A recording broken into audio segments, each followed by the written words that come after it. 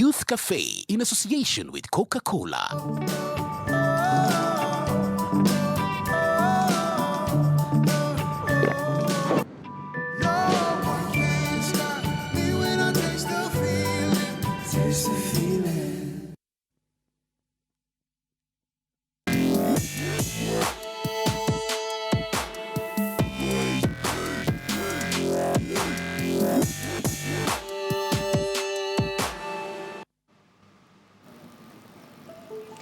All right, welcome back. This is KTN News and you're on Youth Cafe. Of course, today we want to understand what drives youth to violence, and we have a great panel, as I had promised you. And allow me to introduce them. Close to me is none other than Issa Abdul. He's a peace ambassador. Welcome to the show. Thank you. Next to Issa is also his fellow colleague, who is also another peace ambassador. It is Nehemiah Ibrahim. Karibu sana. Brian Asili Right on your next end. to me ni peace ambassador Asha. Extreme left, nakwambia ni msee na respect sana kwa industry. Rap artist, performing artist, Octopizzo. Nimechocha hapo hivyo. Good evening, everyone. Let me first of all begin by saying thank you very much for making time to come and discuss youth and violence.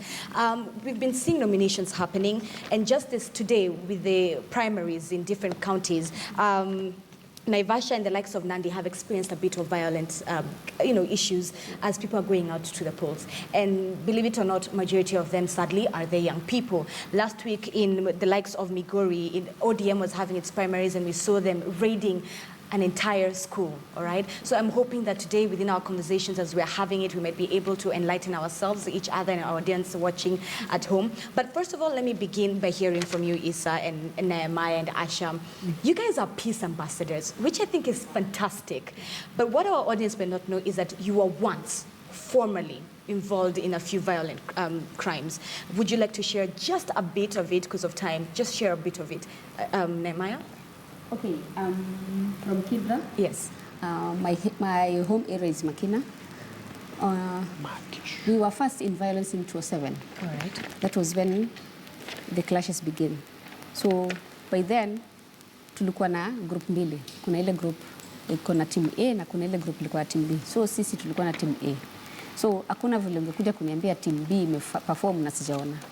So hapo ndo tulianzia. Clashes zilianzia hapo.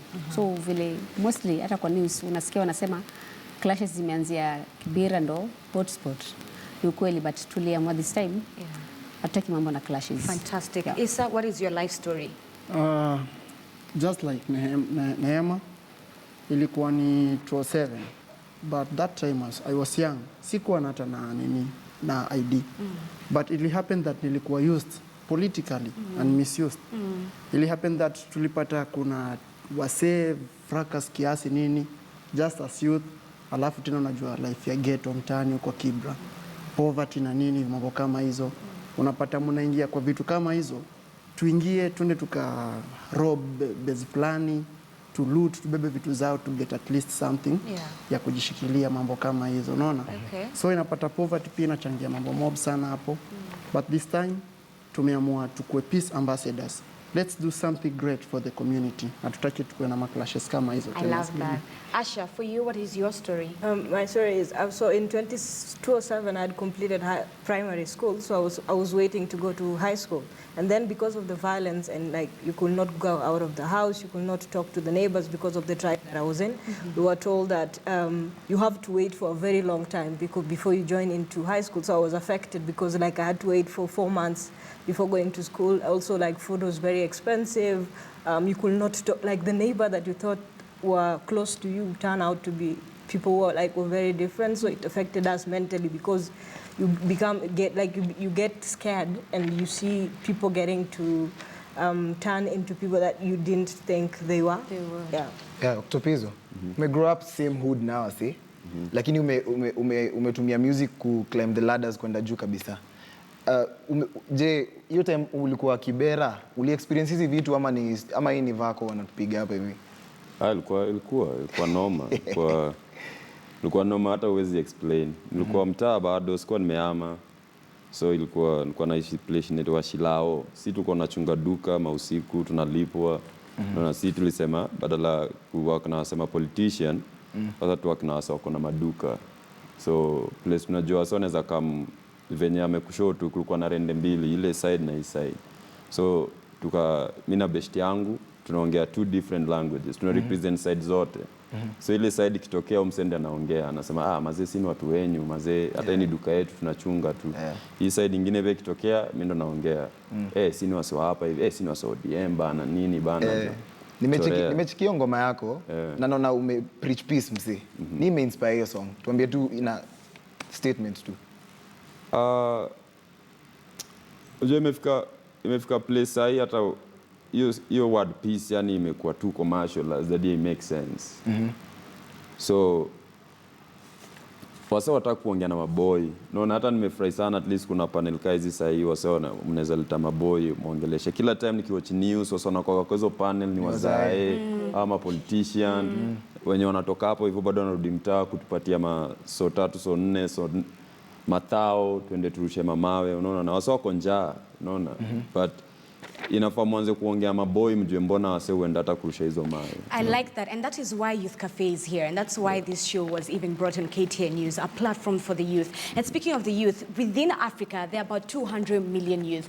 The continent is the youngest place that has such a young population, and one of those places is South Africa, and South Africa is no country shy away from violence. And we want to take you now to Pretoria, where we're joined by Sila Oduno, who is a student, a Pretoria University student. Sila, welcome to the show yet again. Thank you so much for making the time.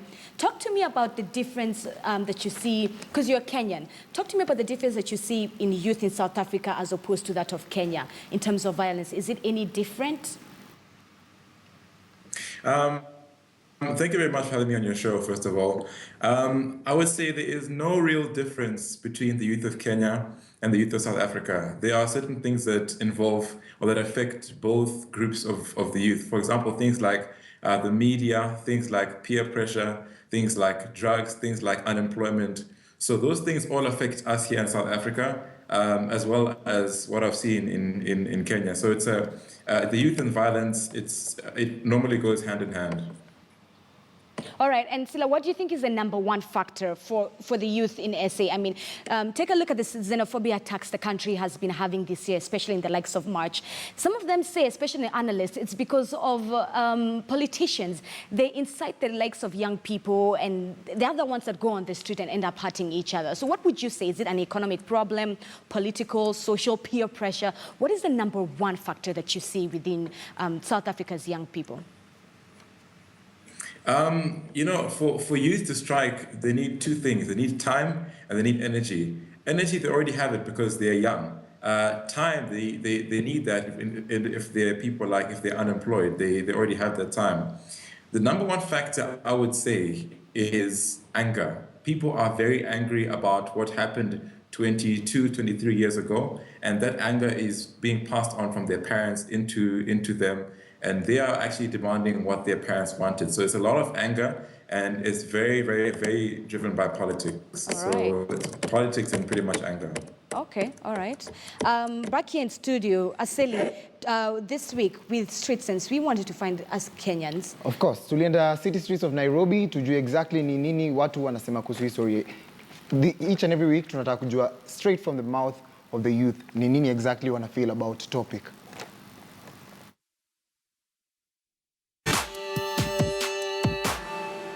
Hakuna venye utatoka kwako uende tu kuleta violence mahali na haujalipwa most of the times. So mimi naweza sema labda ile ukosefu wa ajira kwa vijana, ile 500 ile 1000 ukimpatia ende alete shida, aende alete vurugu, hiyo kwake ni ajira tayari. Ampata unga ya siku.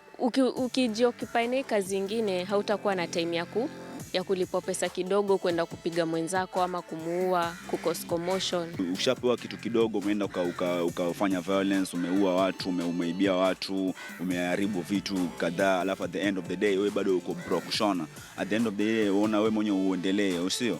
Kabisa pia utakuwa unaharibu yani uchumi kwa place ambayo unatokea. Ile shilingi 200 utakayopewa ama 500 utakayopewa, uende ufanye fujo. Jikumbuke kule ulikotoka.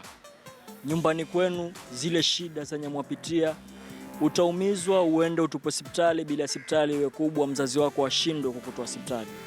Sasa wewe kama kijana, fikiria background yako kwanza ulikotoka, ndo ujue ni kwa nini unaenda jiingiza katika ile violence, kupiga mtu ama kuumiza mtu kwa sababu ya mwanasiasa fulani.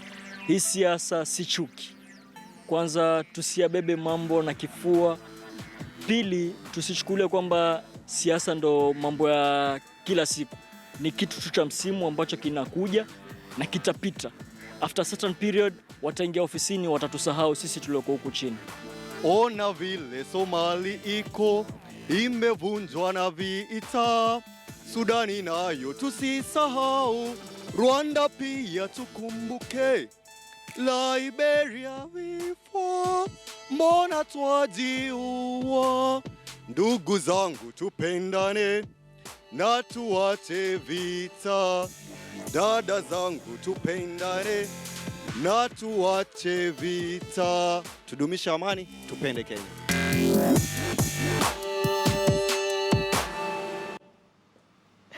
Oh, wow, you've got to love street sense. I mean, you're hearing straight from the people's mouth. And the thing is, I really want to find out from you guys, especially our peace ambassadors. Issa, let me begin with you. Did your parents know that you were, when you were in Kibera at that time, that what you were undertaking in? Our parents always try to take good care of us. But unapata sasa mtoi hapo tena kwa hudu, kwa hivyo si ati ni kwa estate tutafungiwa ndani ya nyumba.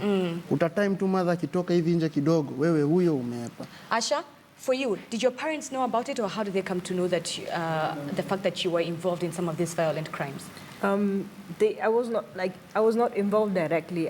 It affected me because I could not go to high school. Oh yeah. So they were aware of it, and they were sad about it because like you get to see your kids sit in the house and they can't go to high school because some people somewhere thought that we can't continue with life because. At that young age, how did it make you feel? The fact that you couldn't go to high school because there's someone outside there who is causing. It made me really sad because then that's when you see the kind of leaders we have, because it didn't only affect the railway, or it didn't affect the food prices. It affected my life because maybe I would have started high school earlier and then maybe I would be smarter or anything. So yeah. Neema, umetuambia last time kulikuwa na violence, ulikuwa na fight according to when tribe A, tribe B ama party A, party B. Elections imekam tena. So bado utakuwa involved in the tribe A, tribe B na uliona hasara ilifanyika? Okay, tutakomana this time tumejitokeza. Because 207 ile Kenya ilitu affect 207, hatutaki to affect tena. Because 207 nilikuwa napiga jirani yangu, na huyo jirani yangu ndo nilikuwa nikikosa chumvi, yeye ndo nitamdishia mlango. Ama nikikosa kitu, yeye ndo atanisaidia. That is why tulijitokeza this time, tukasema hatutaki kutumika na politicians, because politicians ile Kenya wanatugei ni so mbili, pesa nyingi akigei ni punch. Na hiyo punch akinipatia haitanisaidia. So tumeamua kama vijana wa mtaa wa Kibera, tumeamua tujitokeza na sisi ndo tuko front line kwa peace ambassadors. Dr. wasi wana blame nini? Wana blame ati unemployment. Wewe uliweza ku create jobs. Hebu tuambie ama youth wako Kibera unaweza advise aje? Juu wewe ulianza from scratch. Nimesikia story yako, ulianza from scratch, umekama kwa mega superstar, una shoot videos mpaka Australia, mse nimetii hiyo maneno. Lakini unaambiaje ma youth? Kwa sababu wanasema hawana do, na kwa sababu hawana do, hiyo ndio inafanya wanapigana. Ma youth hawana do. Hiyo ni ukweli. Unaona, na ma youth tafuta kitu ya kuwaka excuse. Na hii inafika gaita ya election, tunatumia gama politician, wengine wanatumia politician ka excuse, wengine wanatumiwa for real. Unaona, so kuna vitu mbili hapo hivyo. So one blunder, hakuna majob. Unaona, job zingekuwa mimi hata singekuwa rapper. Ningekuwa na do job fulani yani, na hakuna majob. So hiyo ni reality. Another reality ni pia wase wanaogopa ku point fingers kwa people. So sema tu politicians. Sema mazee wasa PNU na wasa ODM waache kutupima wazimu. Unaona, hii story ati sijui nani, acha kuogopa watu. Hii reason tunaogopa wase ndio maana sisi wenyewe tunaumia. Unaona, umseni party leader kuja hapo asel nini yake alafu atembee. Unaona, kitaka kupatia wase do, maboy wachukue do. Do ni yetu. Unaona, ukiletewa do, chukua do, usiyai acha do. But usiende kupiga msee bana. Unaona, kitu sijai understand, mbona msee anaweza toka nowhere anipatie do alafu nende nivunjane ama nende ni BMC. Chukua do, kula do, chukua kura. Kitu ni realize na mtaa maboya wapigagi kura. Cut short kidogo. Kuna historia ya Kibera United. Hebu tuambie initiative ni kuhusu nini exactly? Ni maboy wa mtaa kama artist tunakaa kuambia maboy wachukue kura. Juu mimi sijai understand boy wa mtaa na inaongea especially from Kibich. Boy wa mtaa anaweza enda reggae a dance for like 10 hours. But hizi simama kwa line for 5 hours apige kura, alafu yenda atakuwa wa kwanza kuteta. So kila time wase will blame ati politician sijui nini zi. Ni time sasa tuanze kujipoint. Kama mimi naweza enda reggae ama naweza enda show ya Octo nikaa hapo for 8 hours nimesimama mazee niko magomba zangu. Chukua gomba yako enda upange line pale place ya kura, kula tu gomba yako fika kwa line piga kura, toa ase wote una complain about. Juu mtani wa mother na ma middle age men ndo na huo vote. All these years mimi nimevote sahi mara 2. Nomination ni wase wa matatu ndio wanachagua wase wanaenda huko hivyo, unaona? Sisi maboy tunangoja tu ati na hatuna kura. Wase wengi unaona gata wanashasha hivyo wakwage hata na ID. Octopizzo, you're very passionate about this. Yeah. Why is it important for you? Why is it important for you as a musician to use your influence for such an impact? Because I think we've been complaining for so long as young people. Everybody's just complaining and pointing fingers. And we're in a generation where it's 21st century. Nobody will you cannot just sit there waiting for somebody to employ you or just give you money to go throw stones. No, right. you have to use like the little you have. And also as artists, now artists are just keeping quiet.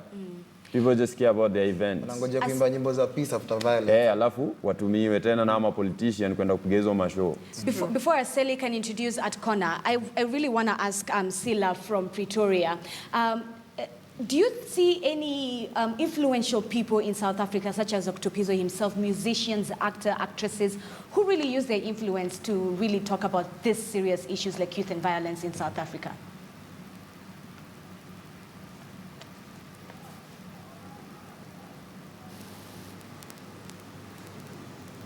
All right. The link with Sila seems to be... the youth to stop them from being violent. There's normally celebrities, singers, etc. And social media as well. All right. So social media is it plays such a big role. Yes. Okay, all right. Brian Aseli, for us this week on Art Corner. Nakwambia this week on Art Corner nimefeature msanii mmoja ni fashion designer. Udema na design vitu zingine za nguvu sana. She does costumes for theater, she does and one of her pieces ilikuwa featured kwa Miss World last year. So unaweza imagine Udem ameamua kujiemploy na anafanya job poa sana. So to watch na mwai tusikie anasemaje.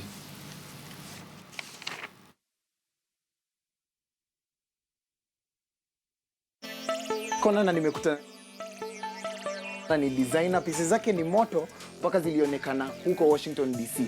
Tutaingia ndani alafu utanishow exactly nini unafanya, si ndio? Yes, My name is Scholastica Namoika Member and I am 26 years old. I am a fashion designer and I specialize in occasional wear and costume for film and theater and wearable arts. Some of the work that I've done in the past derived my inspiration from Renaissance period and historical times. For example, the Byzantine Empire. And also I have another collection that was inspired by Wangari Maathai and it's called The Flower of the Nandi Flame. So my inspiration comes from anything. I graduated from fashion school about a year ago and I decided to get into business immediately. The only experience I had was in garment construction, making patterns and sitting on the machine to stitch. I really didn't have any experience in the actual running of a business, keeping books, profit and loss. My other challenge was finding my foot, my bearing. What do I want to do? Do I want to do mass production? Do I want to do custom-made clothes? I'm very passionate about creating, about film and theater, especially theater performances, and creating pieces that tell a story, not just the usual everyday wear. I've always wanted to create pieces that could be even displayed in a museum, not necessarily have to be worn every day, could be worn once and displayed in a museum. when I'm not doing something for theatre, I'm doing custom-made pieces, occasional wear for bridesmaids, for brides, wedding gowns for brides, and other one-off pieces. I also want to get into producing like some occasional wear pieces in different sizes that are ready to wear, to sell in each and everything that I do. That is, as much as it's fresh and unique, it has something that says that this is Namwai. I have been in business for a year now.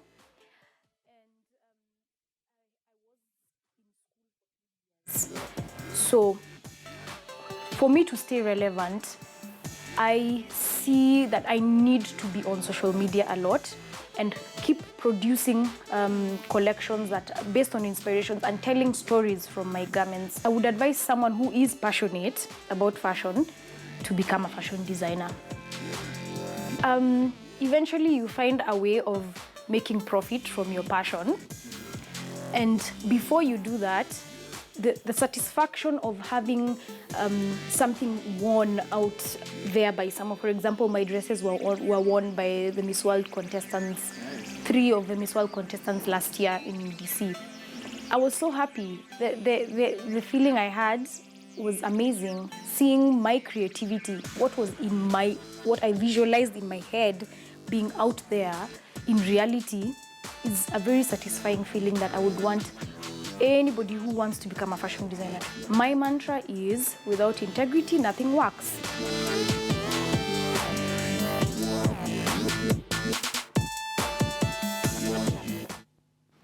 All right, without integrity, nothing works. Amazing, all right? Let's come back here to studio. Very quickly, you guys are peace ambassadors in your own ways. You're on the ground. What do you think are the solution towards preventing youth violence? To me, I'll start by blaming the leadership. Alafu nita-advise my youth. Tuwache kukaa kila siku tunakaa base ama mtaa tukisema kuna job. Job ziko. Tutoke nje tukatafute job na tutapata, si ndio? Alafu kitu kingine ni tukiingia katika elections tukumbuke to avoid violence na manini. Politics inakam leo itaisha kesho. Mimi na wewe na sisi tutabaki hapa tukitegemeana, au sio? Kwa hivyo tukienda kwa politics, tukienda kuchoose our leaders, choose wisely. Choose ule leader mwenye kesho hata kuja kutupatia sisi youths kazi za kubandika posta zake, but atakuja kututafutia vitu zenye zitatuendeleza. Kitu kama kwa group yetu atuangalie nini na nini tumekosa, atuletee hiyo tukue tukijisaidia nayo next time tumfund elections, si akuja kutupatia kazi za upuzi hiyo. Nice. All right, Nehemiah, for you. Kenya naweza sema ni tuache tribalism, because my youth tuna believe in a tribalism, because huyu ni Mjaluo, mimi ni Mnubi, ule ni Mluya, so siwezi enda na yeye. So not tribalism. So tuache tribalism. Very quick, Asha, very quick. We recognize the power that we have as the youth. Sisi ndo, we are the ones who can say leo tunatoa umse na leo tunamweka. So I will say that to amini we have the power to make Kenya a better country. Okay, Octopizo. Mimi naweza sema tumepiga kura sana, pia si tupigiwe kura. I think it's time youths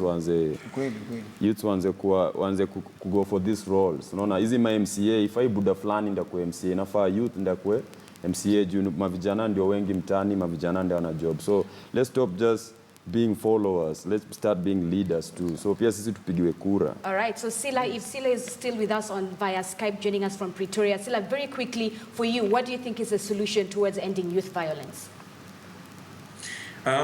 For me, I would love to come back home to a Kenya full of youth that don't do what the leaders are doing, because people tend to follow what all the leaders are doing. I'd like to see us do something different, to finally stop with corruption, to start being honest, to start working hard for ourselves and building a Kenya for our own children.